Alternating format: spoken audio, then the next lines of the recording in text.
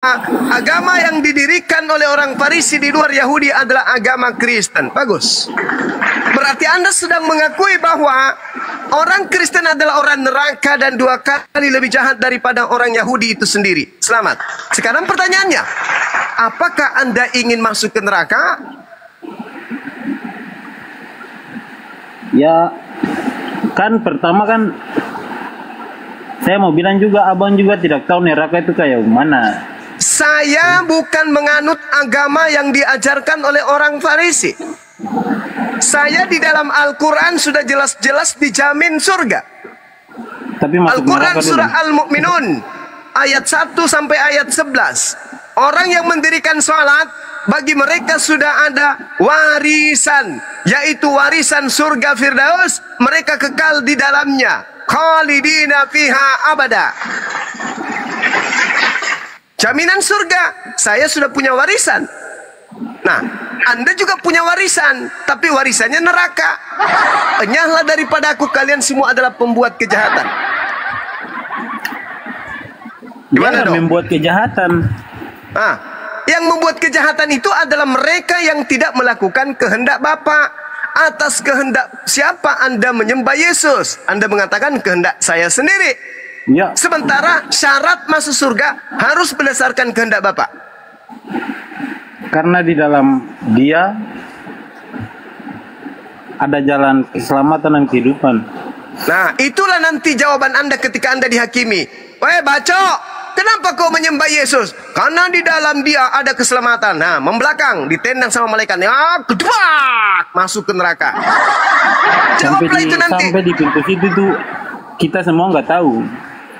Loh, sudah dikasih clue-nya sama Yesus. Matius 7, nomor 15 sampai Yang nomor 23. Kejahatan. Perasaan kalau dunia nyata sih. Yang membuat kejahatan yang masuk ke sana kan, Bang? Iya, yang menyembah Yesus. Iya. Yang berbuat kejahatan itu yang menyembah Yesus. Dalilnya sudah nyata kok. Masih dibantah gimana abangku ini? Saya menyembah Dia karena Dia itu luar biasa. Ya itu nanti Anda jawab. Iya. Tapi pokoknya yang menyembah Yesus Itu. dengan alasan apapun, semuanya akan ditendang sampai ke neraka. Silakan aja Anda mengatakan itu nanti pada saat dihakimi. Saya menyembah Dia karena Dia luar biasa. Ya. Nah, kata Yesus apa? Enyahlah daripadaku, kamu adalah pembuat kejahatan. Mungkin mana itu? Berarti sudah dibocorkan. Beliau juga ada saat menghakimi saya di sana ya. Ya luar biasa. Oh iya dong. sekali.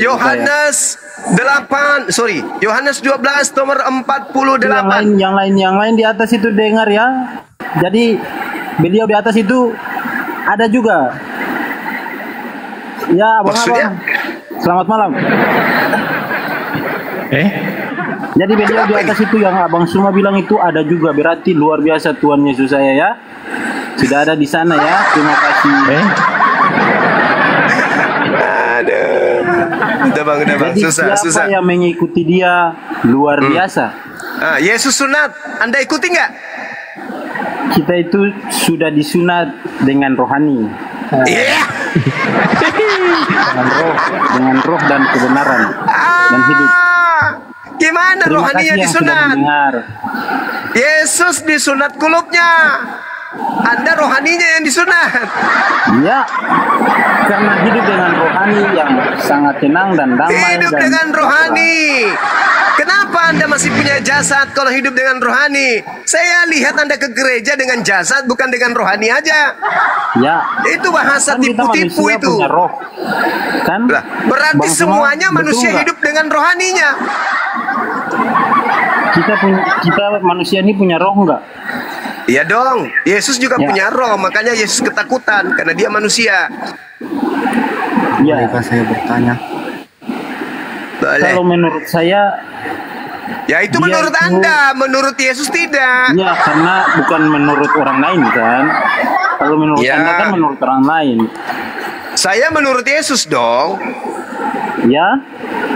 Saya menurut Yesus, saya kan wakilnya Yesus. Zulkifli, bolehkah Oh, iya, saya betul. bertanya Zulkifli? Puji Tuhan ya. Mana pujianmu kepada Tuhan? Mana, buktikan. Jangan kau cuma mengatakan puji Tuhan ya. Mana pujianmu? Sebutkan. Saya mau dengar. Apa pujianmu? Ya, Apa? Puji Tuhan itu seperti bersyukur begitu. bersyukur kepada Iya. Tuhan apa yang Mana? diberikan. Kau apa bersyukur. itu. Bersyukur apa? Bersyukur kau malah menyembah kepada makhluk Tuhan, bukan menyembah ke Tuhan. Bilang insya Allah itu masuk. Sama dengan abang dong, kalau misalnya bersyukur kan insya Allah. Nah itu. Insya Allah kau bersyukur. Tapi yang tadi abang bilang dia pas kita sudah meninggal ini ke sana lalu Hmm. Bolehkah saya lagi cuma tidak ada bertanya? semua lalu ada Yesus di situ ya? Yesus ada di langit dan dia akan datang untuk Ya. yang kedua kalinya menghakimi Kristen. Dia datang akan menghakimi Terima kasih. kalian. Kalian akan dihakimi oleh Yang membuat Yesus. kejahatan bang. Hah? Kalian yang membuat Yang- kejahatan. Masa? Coba baca dengan lengkap Kasih lagi Matius sama 7:22. manusia seperti dirimu Coba. sendiri itu Kristen yang Itu ajaran Taurat. Ajaran dari Kristen. Bukan ajaran Kristen itu. Kasih Itu ajaran langsung. Taurat. kasihlah musuhmu jika pipi Itu kanan ajaran ditambah, Taurat berikan juga itu. pipi kanan. Itu sudah batal itu, Bang. Itu ajaran Iya, kan, sudah Taurat. baca itu. Itu pelajaran tentang Sudah, kasih. Matius 22. Matius 22 Ya. nomor 34. Itu sudah Bukan dibatalkan. yang Itu melekat ajaran di Taurat hati itu. semua orang Kristen itu kasihlah sesamamu manusia Itu seperti bukan diri ajaran sendiri. Kristen, Cak Ayu. Itu dari Itu mana, Bang? ajaran Taurat. Mana Zuma? Bolehkah saya Itu hanya umat lagi, Zuma? Kristen. Gitu loh bang. Itu bukan ajaran Kristen, Cak Ayu. Itu ajaran Taurat. Astagfirullahaladzim, ya Allah ya Karena ada di Karim. dalam Alkitab seperti itu ya. Iya, kita tapi pelajari. itu ajaran Taurat, Tuyul. Baca Matius 22. Coba kau baca Matius 22. Baca. Ya. Biar kau belajar, Matius 22. kawan. Ye. Coba belajar Ki dulu supaya jangan Ki asal bicara, pakai ilmu Ki ngomong.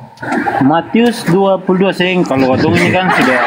Nah, kamu baca Biasa nomor dengan Alkitab. 34. Baca nomor 34 sampai nomor 40. Apa nah bilang Yesus di situ?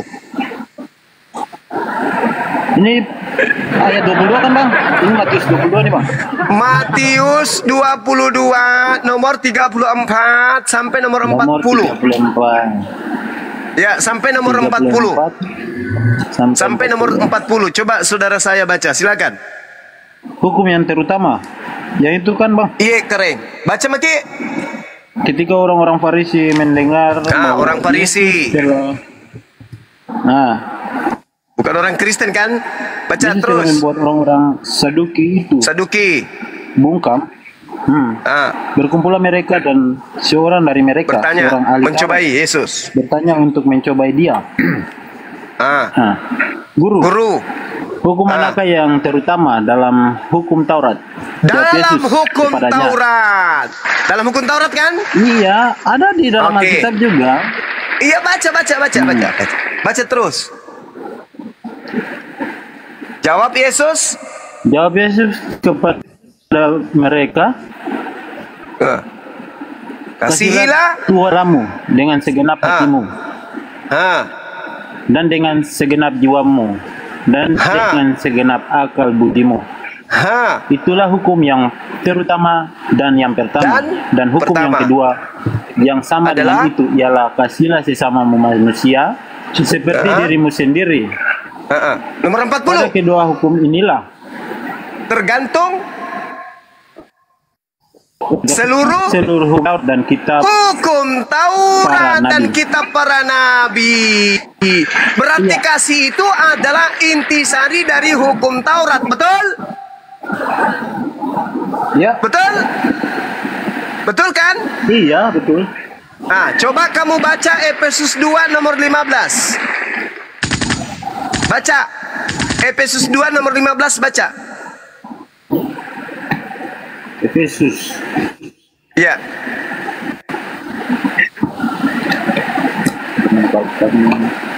Ini penyebar tuh. Efesus 2 nomor 15 baca dulu. Nanti saya pinjamkan 100. Abang baca dulu, abang baca dulu. Saya baca. Dengan matinya anak Maria, cucunya Daud, di atas tiang salib,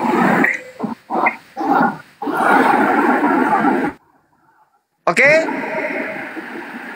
Dia telah membatalkan hukum Taurat. Ayat berapa tuh? 15. Efesus Ayat 2 berapa? 15. Matius 2 nomor 15. Efesus 2:15. Ya, sebab dengan matinya anak Daud, anak Maria, dia telah membatalkan hukum Taurat dengan segala perintah dan ketentuan yang ada di dalamnya. Dah, selesai. Hukum kasih batal.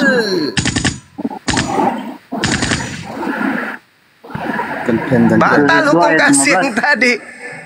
Mana Zulkifli gantian? Batal hukum kasih, Bung. Hukum kasih batal. Sebab dengan matinya Yesus, Yesus telah membatalkan hukum Taurat dengan segala perintah dan ketentuan yang ada di dalamnya, untuk menciptakan keduanya menjadi satu manusia baru dalam dirinya, dan dengan itu mengadakan damai sejahtera. Oke? Batal kasih itu. Jadi Kristen tidak ada ajaran kasih. Itu cuman aksesoris saja. Makanya agama Kristen itu menyebar ke seluruh penjuru bumi. Tidak ada sejengkal tanah pun yang tidak melalui penjajahan Kristen. Itu fakta. Karena Kristen itu bukan ajaran kasih. Kasih itu cuman aksesoris. Ajaran kasih itu adalah dua inti pokok dari hukum Taurat. Sayangnya, menurut pengajaran pendiri agama Kristen Paulus di dalam suratnya Efesus 2 nomor 15, dengan matinya anak Maria di atas tiang salib, anak Maria telah membatalkan hukum Taurat beserta segala ketentuan yang ada di dalamnya. Bubar ajaran kasih, yang ada hanya ajaran beringas. Begitu kemudian sudah tenang, tak ada peperangan, tak ada penjajahan, cuci tangan biar tangannya bersih dari darah, lalu mengatakan, kami ajaran kasih lah. Kami ajaran kasih lah. Kasihlah semua dengan segala hatimu, kekuatanmu, dan juga akal-akalanmu. Jadi itu cuma slogan. Kami itu sebenarnya bertemu Kristen itu kami takut. Karena kalian itu diajak menjadi pembunuh berdarah dingin. Cuman karena Indonesia sudah merdeka, barulah kalian sopan-sopannya.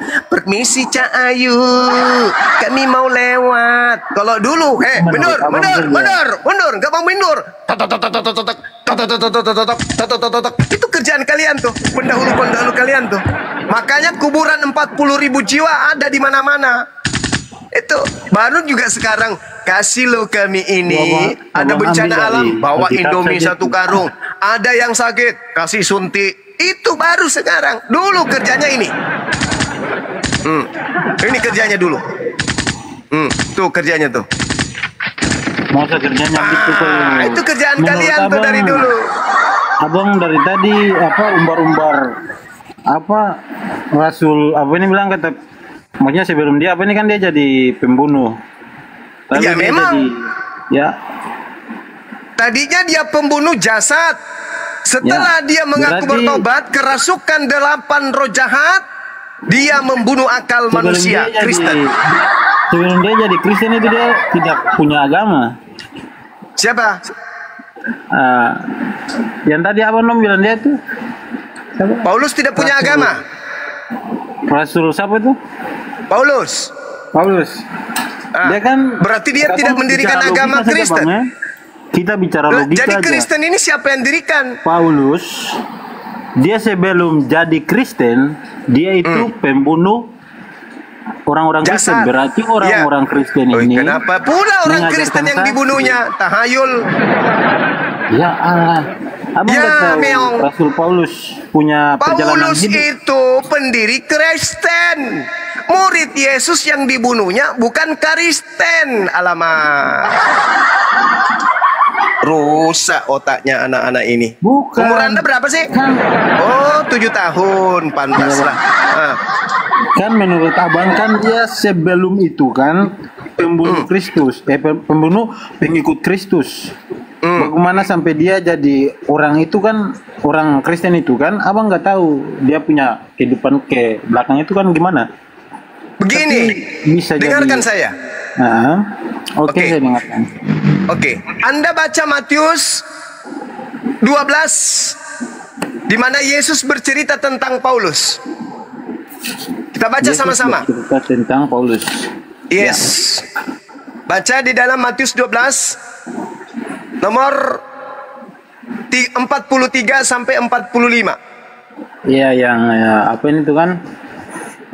Apabila roh jahat Berbulu domba, keluar serigala dari berbulu domba Paulus, itu kan? ini Paulus diceritakan oleh Yesus. Belum tentu Apabila juga, roh Bang. jahat keluar dari Paulus, roh jahatnya mengembara ke tempat-tempat tandus mencari pemberhentian, tetapi ia tidak mendapatkan. Lalu roh jahat itu berkata, "Aku akan kembali ke Paulus yang telah kutinggalkan." Maka pergilah iblis ini dan mendapati Paulus dalam keadaan bersih dan teratur. Lalu iblis ini keluar dan mengajak 7 roh iblis yang lebih jahat daripadanya. Dan mereka 8 iblis masuk berdiam di dalam tubuh Paulus. Maka Mati akhirnya berapa? keadaan Paulus lebih buruk daripada keadaannya semula. Demikian Mati juga berapa tadi, akan Bang? berlaku atas angkatan yang jahat ini. Matius 12 Matius. 43 sampai 45. 43. Iya. 12 Bang, nomor 12. Nomor 12. 43 sampai 45. Ini yang Paulus abang-abang keras. di atas udah baca kan belum yang abang punya? Udah, moderator? mereka ini guru-guru saya, makanya saya yang sebagai murid ini di training di sini. Guru-guru saya semua ini di sini. Kecuali Kepas. Ayat berapa Bang? 12 ayat? 43 sampai 45. 43 sampai 45. Iya. Kembalinya roh jahat. Apabila roh jahat keluar dari manusia, ia pun mengembara ke tempat-tempat yang tandus mencari perhentian, tetapi ia tidak mendapatnya. Lalu ia berkata, "Aku akan kembali ke rumah yang telah kutinggalkan itu." Maka pergilah ia dan mendapati rumah itu kosong, bersih, tersapu dan rapi, teratur. Lalu ia keluar dan mengajak 7 roh lain yang lebih jahat daripadanya, dan mereka masuk dan berdiam di situ. Maka akhirnya keadaan orang itu lebih buruk daripada keadaan sebelumnya. semulanya Demikian juga akan berlaku atas angkatan yang jahat ini. Ketika Yesus masih berbicara dengan orang banyak itu, tiba-tiba itu ibunya dan saudara-saudaranya berdiri di luar dan bersuara dan berusaha Udah Bang, itu perikop lain itu Bang. Maka seorang Ini- berkata, ya, Perikop lain itu. Ini ya, kita itu yang berbicara sudah mengenai roh jahat. 46. Itu yang Ya ayat itu enggak, ke- itu bukan 46. cerita lain lagi tuh. Itu ceritanya beda. Ini Iya, kita iya, cerita maksudnya tentang itu kan- roh jahat. Iya, iya. Roh jahatnya Apa tadi. pendapat Bang Suma tentang itu? Ini adalah angkatan jahat, angkatan yang sezaman Yesus. Baca perikop berikut sebelumnya, 38 sampai nomor 40.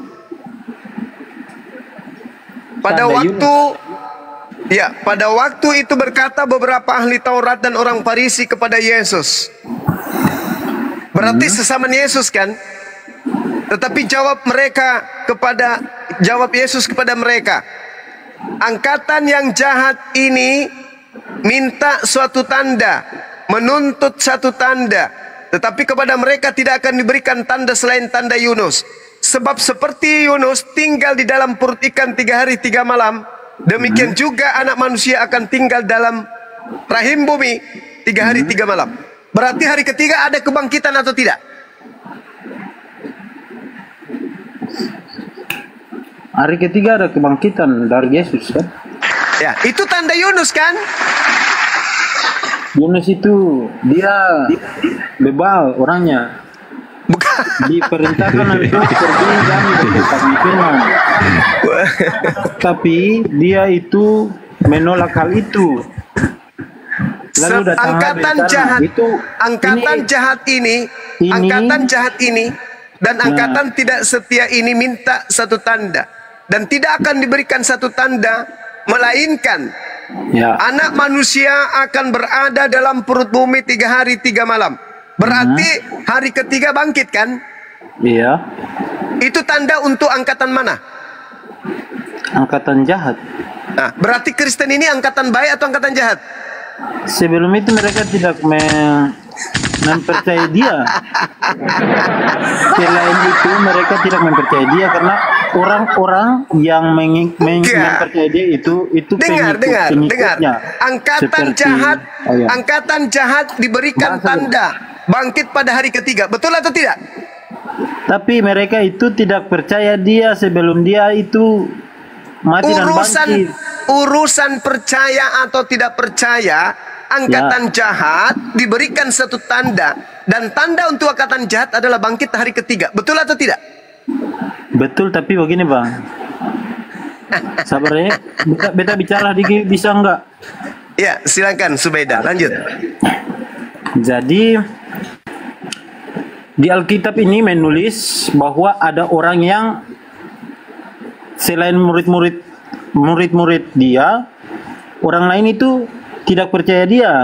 Jadi di dalam Alkitab ini tidak semua yang di dalam Alkitab ini percaya kepada Yesus selain murid-muridnya.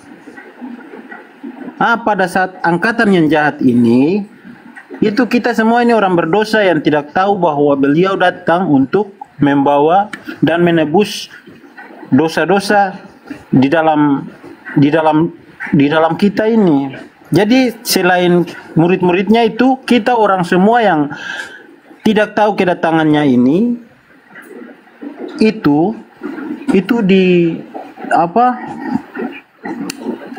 Tidak, ya pertama kita tidak percaya, tapi setelah kebangkitan kita percaya bahwa Yesus datang bagus. untuk menyelamatkan kita di dalam Bagus. dosa-dosa kita ini. Oke.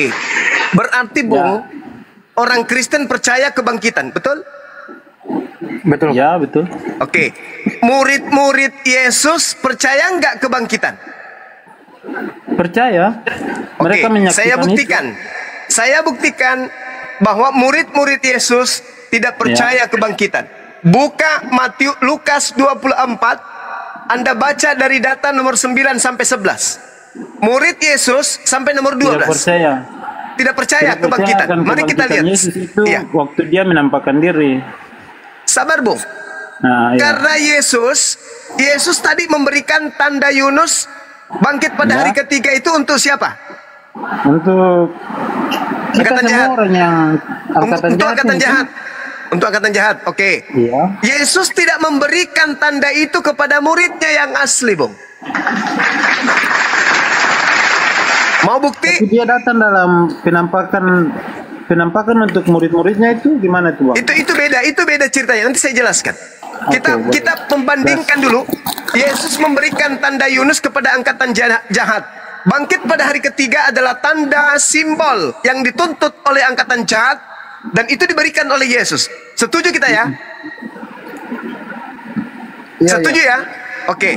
Nah sekarang murid Yesus yang asli, Yesus tidak berikan tanda itu. Mana buktinya? Mari kita lihat. Saya bacakan Lukas 24 dari nomor 9 ke 12. Dan setelah mereka kembali dari kubur, mereka menceritakan semuanya itu kepada ke-11 murid Yesus dan Lalu? kepada saudara yang lain. Nah, Perempuan-perempuan yang datang dari kubur itu adalah Maria dari Magdalena, Yohana, Maria ibu Yakobus, dan perempuan-perempuan yang lain juga bersama-sama dengan mereka memberitahukan kepada murid-murid. Tetapi bagi mereka perkataan-perkataan itu seakan Tidak hanya dipercaya. omong kosong, dan mereka tidak percaya kepada perempuan-perempuan itu. Meskipun demikian, Petrus bangun pagi-pagi, lalu cepat-cepat pergi ke kubur itu. Dan Petrus menjenguk ke dalam kubur itu. Petrus hanya melihat kain kafan. Lalu Petrus pergi. Dan Petrus bertanya dalam hatinya, apa kiranya yang sedang terjadi? Bukti bahwa Petrus dan ke-11 murid tidak diberikan tanda kebangkitan pada hari ketiga. Makanya dalam hatinya berkata, apa yang sedang terjadi ya? Andai saja dia diberi tanda Yunus, maka dia akan mengatakan, haleluya, ternyata guru kita betul-betul bangkit pada hari ketiga sesuai dengan tanda Yunus. Sayangnya muridnya tidak percaya itu, Bung. Karena memang Yesus tidak memberikan tanda itu kepada mereka. Jadi yang percaya kepada kebangkitan hanya angkatan jahat. Itulah kalian Kristen. Bukan begitu kan ceritanya, bukan. Kalau Bagaimana bukan begitu lah? Bible ada yang menceritakan kayak begitu. Wa makaru wa makarallahu wallahu khairul makirin. berarti yang menyaksikan beliau terangkat ke langit itu bukan murid-muridnya ya? Sekarang beda lagi. Ini Kan dia memang terangkat, Bung. Yesus memang terangkat ke langit, Bung. Islam juga mengatakan itu. Al-Quran surah An-Nisa ayat 158. Memang dia terangkat ke langit, Bung. Tapi tidak melalui proses kematian. Bukti tadi kan? Iya, itu menurut Al-Quran kan? Iya, betul. Tidak, Bung. Kita juga pernah dengar itu, Bang. Nah, ya. Lukas 24. Mari kita lanjut membaca. Kita masuk ke dalam data 36 sampai selanjutnya. Mereka sedang bercakap-cakap. Jadi murid-murid Yesus ini sedang bercakap-cakap nih. Iya. Tiba-tiba Yesus berdiri di tengah mereka dan berkata kepada mereka, Oke, Bang. damai sejahtera bagimu. Mereka murid Yesus terkejut dan takut dan menyangka bahwa mereka melihat hantu. Tapi katanya gimana tuh, Bang? Jangan takut. Iya, tunggu. Kalau murid, sabar Bang. Kalau murid Yesus diajarkan tanda bangkit pada hari ketiga, apakah muridnya akan ketakutan? Dalam Alkitab tertulis mereka ketakutan karena sebab mereka telah sebab mereka tidak pernah diajarkan kalau dia akan bangkit pada hari ketiga. Yang mereka tahu, guru mereka sudah mati, guru mereka sudah dikubur, udah selesai, bubar kita, bubar. Yohanes pulang jadi petani, jadi nelayan. Bubar, Petrus, kamu pergi menjadi nelayan. Semua bubar. Guru kita sudah mati. Innalillahi wa inna ilaihi rajiun. Tiba-tiba setelah mereka mendengarkan simpang siur berita simpang siur bahwa guru mereka sudah dibunuh dan dikuburkan, mereka sudah tak ada harapan. Tiba-tiba muncul, Assalamualaikum, Islam atas kalian semua, salam damai sejahtera untuk kalian semua. Tiba-tiba mereka kaget, wow, hantu.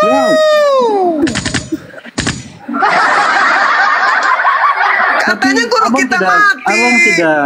Abang tidak lanjut sampai di sabar. Apa beliau bilang majulah. Sabar. Kita akan lanjutkan itu. Yang pasti begitu melihat Yesus, ada hantu. Yesus mengatakan, jangan takut. Aku bukan hantu. Aku gurumu.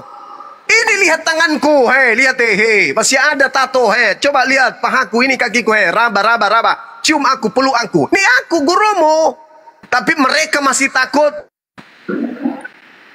Ya, mereka masih terkejut. Mereka terheran-heran. Apa kata Yesus? Siapakah di antara kalian yang ada makanan? Dikasihlah dia ikan goreng. Lalu Yesus makan ikan goreng. Setelah Yesus makan ikan goreng, ya, terangkat, Bang. Yesus mengatakan apa? Tengoklah aku makan ikan goreng. Hantu tidak bisa makan ikan goreng. Hantu tidak punya tulang, tidak punya daging. Aku punya tulang, aku punya daging. Berarti aku ini bukan hantu. Kalau aku bukan hantu, berarti aku bukan orang yang bangkit dari kubur. Abang, setelah beliau dicambuk, disiksa dan digantung di kayu salib, disalibkan. Itu bukan Yesus, Bang. Yang disalibkan itu bukan Yesus. Ya, itu menurut Ya, Abang. oh. Ya, Tapi beta tahu, maksudnya kami juga tahu bahwa itu menurut Abang dong. abang numpung kitab tuh jatuh dari langit, betul kan? Kamu sing bahas itu. Bos, Maksudnya menurut Yesus itu Abang? tidak disalibkan, bukan Yesus yang disalib. Itu menurut Abang. Itu menurut Abang Bible. punya Mari kita, mau saya Beta buktikan. terima. Mau saya buktikan bahwa itu yang disalib terima. itu bukan Yesus. Mau? Mau ya? Yohanes Itu menurut 13. Abang. Coba. Iya. Belah. Yohanes 13. Kita buktikan sama-sama. Yohanes 13 nomor 4. Ini sejenak sebelum perjamuan terakhir. Perjamuan kudus terakhir. Ya. Lalu bangunlah Yesus dan menanggalkan jubahnya. Yesus mengambil sehelai kain lenan dan mengikatkan pada pinggangnya. Apa yang diambilnya?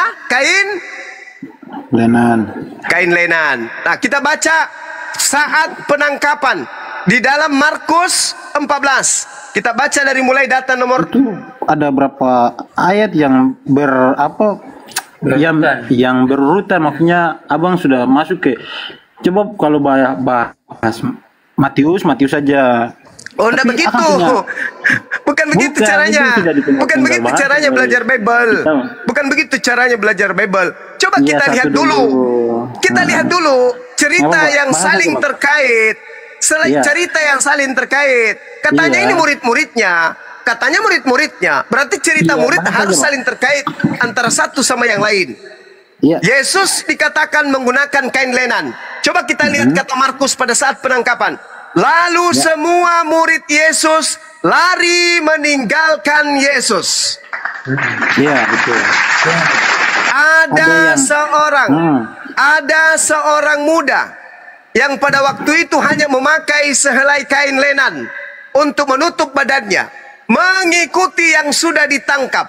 Mereka hendak menangkapnya juga, tetapi Iya. anak muda itu melepaskan kain lenannya dan lolos lari dengan telanjang. Siapa yang lolos menggunakan kain lenan tadi? Meow. Meow. Ayo. Tapi kan ditangkap dan disalibkan, lalu lolos dari Yang ini, kan memang sudah ada yang ditangkap.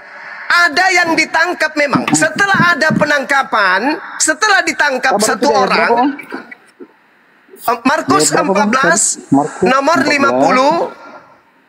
50 sampai nomor 52. 14. Yes. 50. Nomor 50 52. 15. Bang. Ada 27. Lalu semua murid 55. lari meninggalkan Yesus. Satu. Semua lari. Semua. Tak ada lagi yang tinggal. Semua. 14. Ayat 50 yang ada, Nomor Bang. 50. Itu 16 kan? Sini Markus ya ini sampai ayat 47 nih. Lanjutan dari 50 yang ada, Bang. 50 ada. Markus 14 nomor 50. Lalu semua murid Markus sampai di meninggalkan ayat 47 ada, Yesus. Coba, Bang, Markus belajar, 4, kita berbeda loh. Markus 14 nomor 50 sampai nomor 52. Markus 14 itu sampai nomor 72 loh, Bang. Ini yang saya buka nih 14, oh ya 14 kasih. Beta buka di Masuk 14, ulang makanya generasi. ada 50 nih. Jangan ragukan pengetahuan siapa Kepas tentang Bible, Bang. Jangan ragukan. Jadi Lalu semua Markus murid itu meninggalkan 14 dia dan melarikan diri. Ada seorang muda semua murid yang lari kan? pada waktu itu Iya, Bang. hanya semua murid lari, semua murid lari. Ada seorang muda. Ini siapa lagi? Kan murid sudah lari semua, Bang. Ini siapa lagi anak muda ini? Ada anak muda yang waktu itu memakai selai kain lenan untuk menutup badannya, mengikuti dia yang sudah ditangkap. Mereka hendak menangkapnya, tetapi yang menggunakan kain lenan melepaskan kainnya dan lari dengan telanjang. Iki sopo rek? Iki sopo yang lolos menggunakan kain lenan? Bukankah murid tadinya sudah pada lari semua? Muncul satu orang menggunakan kain lenan. Yohanes 13 nomor 4 yang menggunakan kain lenan adalah Yesus. Sabar Bang, berarti di dalam Al-Quran juga bisa dipertanyakan juga. Silakan Anda pertanyakan. Silakan. Dengan senang hati. Maksudnya, ya siap. Berarti Iya. menurut Al-Quran beliau terangkat setelah perjamuan itu. Dalam Al-Quran tidak diceritakan. Al-Quran Ya. datang hanya membantah tentang penangkapan, penyaliban dan pembunuhan. Kata Al-Quran, wa masalabuhu. Mereka kemudian tidak membunuh dan tidak menyalibkan. Tapi beliau terangkat Terangkat ke langit. Jadi, setelah perjamuan itu langsung terangkat atau gimana? yes. Betul. Berarti sebelum penangkapan itu beliau sudah terangkat ke surga.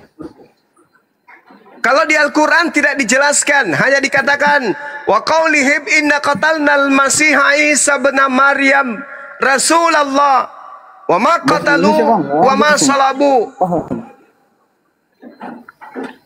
Bahasa Indonesia Bang Besim paham? Kami hukum juga mereka karena ucapan mereka sesungguhnya kami telah membunuh Al-Masih putra Maryam yang mereka ejek dengan nama Rasul Allah. Padahal Itu di dalam mereka Al-Quran, tidak Bang. beriman kepadanya. Itu di dalam Al-Quran. Mereka Bang. mengatakan Al-Quran surah An-Nisa ayat 157. Mereka mengatakan Indonesia. telah membunuhnya. Padahal mereka tidak membunuhnya dan tidak pula menyalibnya. Tetapi diserupakan bagi mereka orang yang dibunuh itu dengan Nabi Isa. Berarti orang yang disalibkan ini bukan Nabi Isa, tetapi diserupakan bagi mereka. Sesungguhnya Berarti mereka hanya menurut berselisih saksi paham mata tentang menurut mereka saksi mata yang melihat apa yang terjadi itu tidak betul. Gitu. saksi mata tidak ada, Bung. Semua murid lari meninggalkan Yesus. Markus 14 nomor 50. Lalu Tidak ada apa muridnya jadinya saksi dengan mata. apa yang sudah ditulis tentang apa yang sudah ditulis dengan dalam sejarah yang apa namanya sudah lampau, dari masa lampau itu apa yang ditulis itu tidak benar juga ya. Kan tadi data saya sudah sajikan percuma dong ya. Yohanes 13:4. Saya paham. Yesus melepaskan jubah, lalu mengambil kain lenan untuk dililit kemudian pada pinggangnya. Kejadian terjadi berlanjut pada saat kemudian murid-murid Yesus, pada saat orang tentara Romawi dan Yudas datang kemudian ingin menangkap Yesus. Yesus dari Markus 14 aja sudah memperlihatkan keberatannya. Coba Anda baca di data nomor 48. Yesus berkata kepada mereka, "Sang kamu ini, aku ini penyamun. Maka kamu datang lengkap dengan pedang dan pentung untuk menangkap aku." Itu Yesus bertanya. Padahal tiap-tiap hari aku ada di tengah-tengah kalian mengajar di bait Allah. Dan kamu tidak menangkap aku. Tetapi haruslah digenapi apa yang tertulis dalam kitab suci. Harus digenapi apa yang tertulis di dalam kitab suci. Apa itu? Yang tertulis di dalam kitab suci apa yang tertulis? Anak manusia harus datang, anak manusia harus menderita dan disalibkan untuk menebus. Itu bukan kitab suci. Itu surat kabar. Yang dimaksud kitab suci itu kitab Tanakh, kitab para nabi dan kitab Mazmur. Ini yang dimaksud kitab suci di sini bukan surah-surah Paulus, bukan surat Lukas, Markus, Matius, Yohanes, bukan.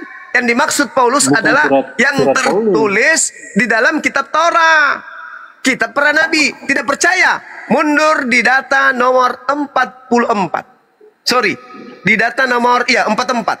Di Lukas 24. Coba Anda baca. Lukas 24. Nomor 44. Lukas 24 ayat 44. Ya, baca. Ikra. Lukas 24 ayat 44. Iya. Apa kata Yesus? Inilah perkataanku yang kukatakan kepadamu ketika aku masih bersama-sama dengan kamu, yakni bahwa harus digenapi. Yang telah kukatakan kepadamu ketika aku masih bersama-sama dengan kamu, yakni bahwa harus digenapi semua yang ada tertulis tentang aku dalam kitab mana? Taurat. Dalam Taurat. kitab Taurat Dan Musa kitab Nabi-Nabi dan Nabi-Nabi kitab Mazmur. dan kitab Mazmur. Nah, inilah yang dimaksud Yesus di dalam Markus 14 Ada tadi, Bung. tertulis demikian, Mesias harus Menderita menderita dan bangkit dari antara orang mati pada hari pada ketiga. hari yang ketiga, dan lagi dalam namanya berita Membaca tentang aja susah pertobatan kawan kita dan ya. pengampunan dosa harus disampaikan kepada segala bangsa mulai dari Yerusalem. Dari Yerusalem. Yang itu kan, Bang. Iya. Dan aku akan Ini mengirim perkataanku kepadamu yang apa telah dijanjikan. kukatakan kepadamu ketika aku masih bersama-sama Maka dengan kamu, harus tinggal di yakni dalam bahwa kota harus ini. digenapi Sampai kamu semua yang diperlengkapi tertulis dengan tentang kekuasaan aku dari dalam tempat kitab Taurat tinggal. Musa, Tempat kitab tinggi. Nabi-Nabi, dan kitab Mazmur. Maka di dalam pernyataan Yesus yang Anda baca tadi, bahwasanya tetapi haruslah digenapi yang tertulis dalam kitab suci tentang aku. Apa tentang aku itu? Ya di Taurat, di kitab para nabi, dan kitab Mazmur. Apa yang tertulis di dalam kitab Mazmur? Coba di Amsal, di kitab nabi. Coba Anda baca di dalam Amsal 21:18. Amsal 21 ayat 18. Yes. Iya. Boleh kak gantian ini merdoto gantian lagi. Lama kali Apa kau tuh, Bang? berdebat.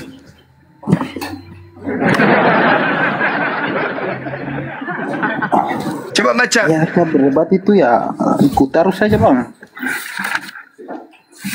Amsal 21:18.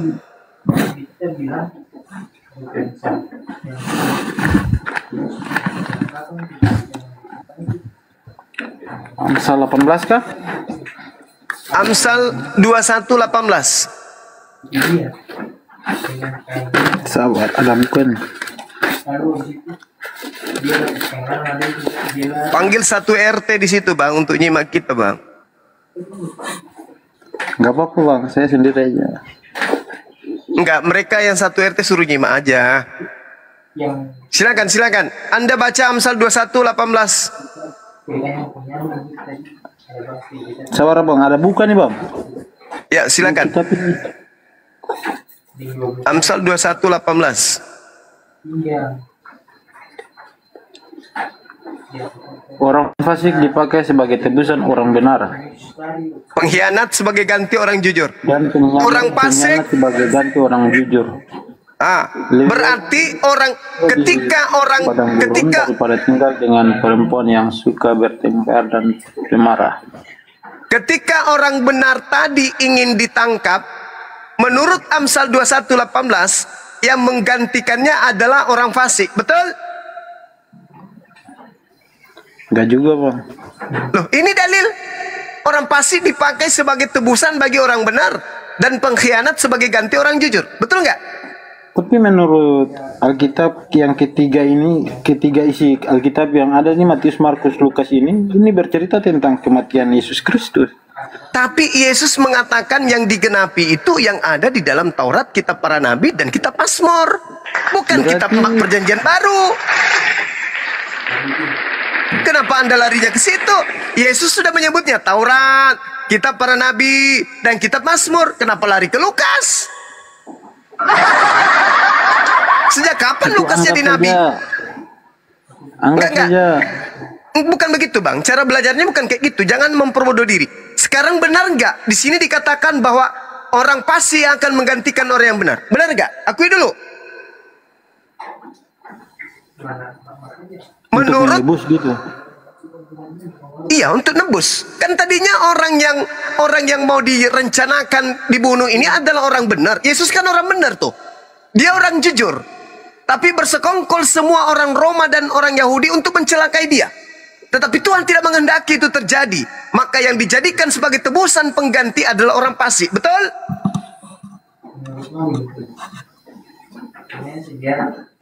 Anda tahu siapa yang fasik? Baca Amsal 17 nomor 23. Orang yang fasik adalah orang yang menerima suap. Sekarang saya tanya, yang menerima suap Yudas atau Yesus? Berarti menurut Abang Yudas yang dapat tangkap. Oh, mantap sekali. Anda pintar. Berarti menurut Abang Yudas yang dapat tangkap. Yes, kan yang pakai gunakan kain lenan tadi lolos. Yang menggunakan kain lenan Yesus. Sedangkan Yudas datang bersama-sama dengan mereka itu gimana, Bang? Nah, sekarang kalau begitu, Yudas, Yesus punya murid berapa? 12 kan? 12. Oke, 12. Yesus Itu sudah apa? ditangkap Goblok kan? juga kau, Bang. Heeh. Yesus sudah ditangkap kan? Iya. Semua murid Yesus lari kan? Iya, lari. Yang menggunakan kain lenan siapa? Berarti sementara Yudas datang bersama-sama dengan tentara Romawi untuk menangkap dia itu Mereka semua lari menangkap nih. Yudas. Ini kita pakai logika saja nih. Ah, Dosa mau kabur nih. Lalu yang datang bersama-sama dengan orang tentara Romawi itu mereka balik tangkap Yudas. Malah itu Yes, tuh betul. masih bagaimana itu? betul. Yang ditangkap Ini adalah soal itu, Yudas, orang yang dijadikan sebagai tebusan, yaitu orang fasik. Yang fasik ini siapa?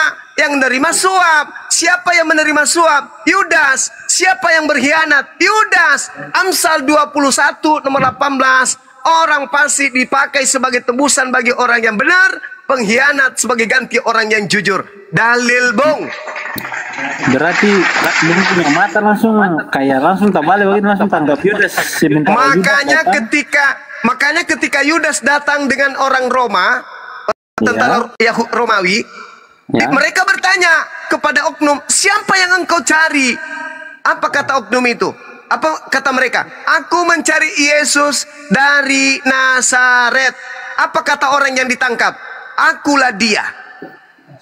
Betul? Tapi begini Bang, akan punya kelanjutan dari Markus 51 itu di bawah sini ada Yesus di hadapan mahkamah agama. Nah, itu bagaimana Iya, sampai bisa Yudas itu? Iya, betul. Kalau Anda tidak percaya, apakah menurut saudara Maria ini mengenal Yesus? Maria siapa maksudnya? Maria Magdalena. Kenal nggak dengan Yesus? Kenal? Kenapa pada saat hari Minggu Maria datang mencari Yesus? Pada hari yang ketiga. Dia sudah bertemu dengan orang yang bangkit. Tapi dia tidak mengenali. Malah dia tanya, Tuhan, apakah engkau melihat mayat Tuhan kami di sini? Sementara Maria sudah bertanya kepada oknum tersebut. Betul? Ya itu kan di dalam Alkitab juga mereka apa ini kan maksudnya tidak mengenal dia karena dia datang itu bisa terjadi saja dengan kuasa Allah kan. Itu akal-akalan. Itu akal-akalan.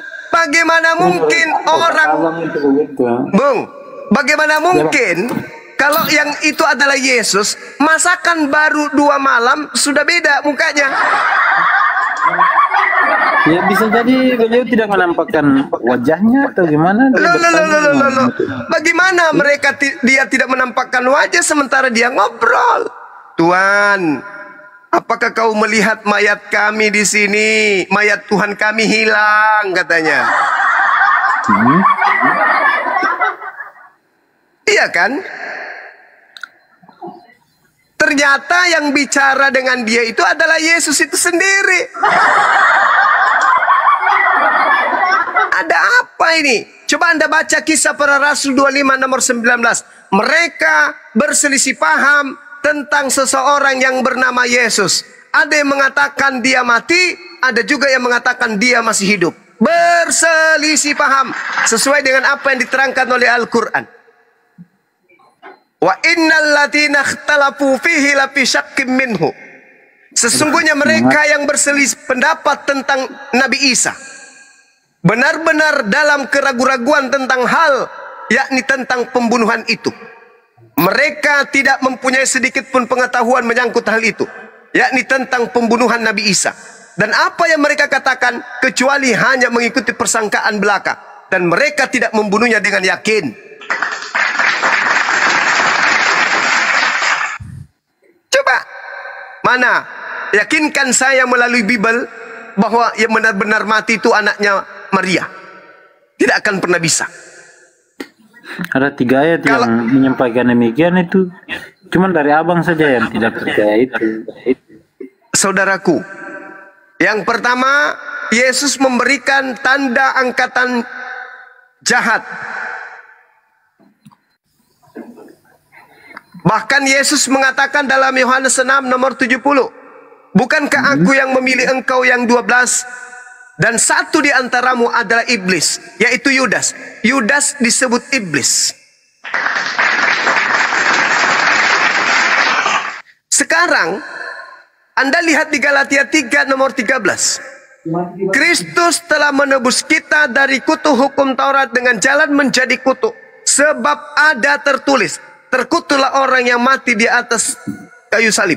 Pertanyaan saya, dosa apa yang Yesus lakukan sampai dia terkutuk? Tidak ada dosa.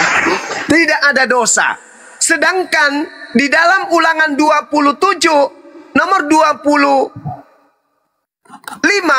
terkutuklah orang yang makan suap. Siapa yang makan suap? Yudas. Siapa yang terkutuk? Pemakan suap. Kenapa Yesus yang dikutuk? Apa dosanya? Anda sendiri mengatakan tak ada dosanya. Berarti yang dikutuk ini adalah pemakan suap. Siapa makan suap? Yudas. Siapa yang terkutuk? Yudas. Sebab dialah yang makan uang suap.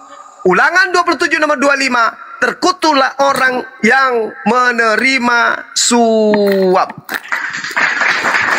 Baca Ulangan 21 nomor 22 nomor 23. Apabila orang dihukum mati, apabila orang melakukan dosa yang sepadan dengan hukuman mati, maka janganlah kau biarkan mayatnya semalam-malaman di atas tiang. Sebab orang yang mati dikutuk oleh Tuhan, jangan kau biarkan tanahmu disentuh oleh, jangan biarkan tanahmu disentuh tanah yang diberikan oleh untuk nenek moyangmu. Coba baca Ulangan 21 nomor 22 sampai 23.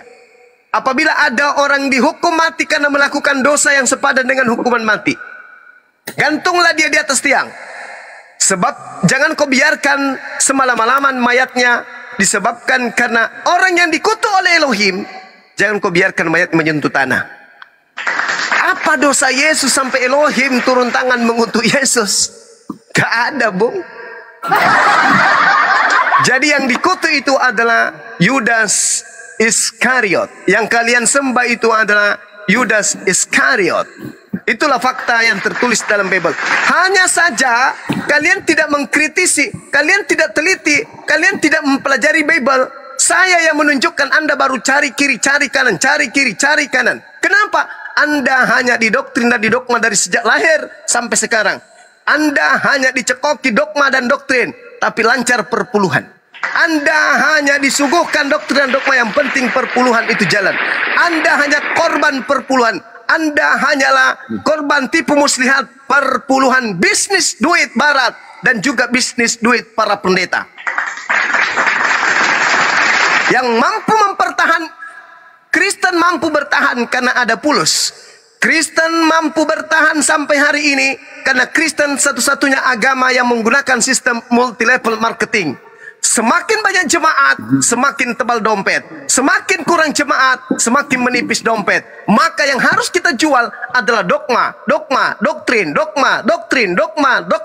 Jangan biarkan jemaat membaca atau belajar Bible itu sendiri. Tuntun oleh pendeta, tuntun oleh penatua, tuntun oleh pastor. Jangan biarkan mereka belajar sendiri. Karena kapan mereka belajar sendiri, apalagi belajar kepada umat Islam, maka mereka bisa meninggalkan Kristen dan menjadi Islam, menjadi mu'alaf. Makanya pendeta nggak mau turun tangan berdebat. Pendeta-pendeta yang turun berdebat dengan umat Islam itu rata-rata pendeta yang sudah kehilangan jemaat, atau mereka yang sudah pensiun, atau mereka yang sudah dipecat, atau mereka yang jam terbangnya kurang, yang sedikit jadwal dikasih. Ini kalau saya begini terus cuma dapat 2 juta sebulan, kapan majunya? Mending saya masuk ke TikTok, bisa dapat gift dan seterusnya. Itu pendeta yang kurang jemaat, pendeta yang kurang jam terbang. Pendeta-pendeta yang enak dompetnya tidak akan turun untuk berdebat dengan umat Islam. Pendeta-pendeta yang masih kenyang dengan perpuluhan tidak akan terjun untuk berdebat. Saya sudah menantang dari awal tahun kemarin. Saya tantang seluruh pendeta untuk menjabarkan kebenaran Kristen dan Islam. Tak ada satupun yang berani sampai hari ini. Karena kapan mereka duduk di depan saya, akan kutuangkan semua isi perut Bible. Saya cuma percaya Tuhan. Dan jemaatnya akan berkurang. Dengan begitu kemudian pemasukan mereka akan berkurang. Bukti, kemarin bulan Agustus kita ingin mengadakan, kita ajak semua pendeta-pendeta untuk berdiskusi. Semua mundur. Yang maju minta 200 juta. Begitu ada di Bandung, mau maju, rapat diadakan 1 kali, 2 kali pertemuan, bahkan hampir nyaris 3 kali. Begitu tahu yang maju adalah Bang Suma yang lebih paham Bible, apa kata istrinya? Jangan maju Papa.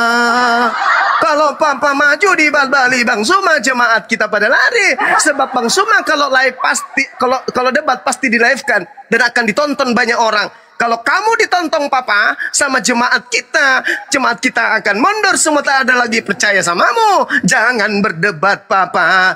Akhirnya debat-debat yang sudah direncanakan dari Agustus sampai bulan September ini bubar semuanya. Yang muncul kemudian adalah tai puding Abraha yang nol, tidak ada pengetahuan Bible sama sekali. Muncul di TikTok satu kali.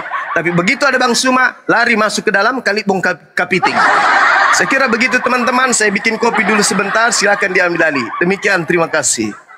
Terima kasih Gurunda, mantap jiwa dengan pemaparan yang luar biasa. Boleh gantian kah Pak Mardo? Kau dari tadi ngomong muter-muter Mardo, biar aku lagi tantang itu. Kopi. Mana siapa nama hostnya ini? Siapa nama hostnya? Saya, aku lawan saya. Saya lawan kau tapi ada syaratnya ya. Apa itu? Pertama, jangan dimut-mut. Kedua, jangan main kick. Apa dimut-mut? Ketiga, jangan main potong-potong. Saya tidak suka main mut-mut saya. Jijik. Kalau itu kau langgar berarti sesat kau. Apanya yang dimut? Nggak mau saya. Aku tanya aja kau, tanya kau.